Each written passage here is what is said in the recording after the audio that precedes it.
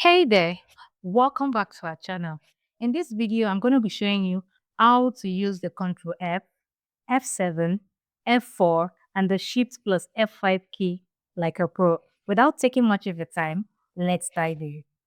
When working in Microsoft Office Word, if you want to search for a specific text or word within a document within the document that you're working on, instead of using this feature here, the find feature, we can use the shortcut which is Control F,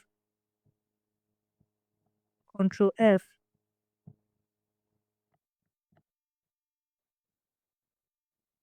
to search for words.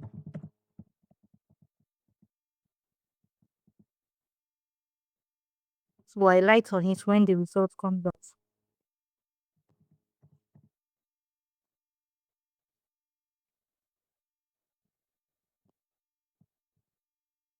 Also, if you want to search for grammar spelling, like you want to check your grammar spelling, you use the F7 key. It will highlight on where the error is. Then you make your corrections. And also, if you want to go back to the previous action that you just performed, you use the F4 key.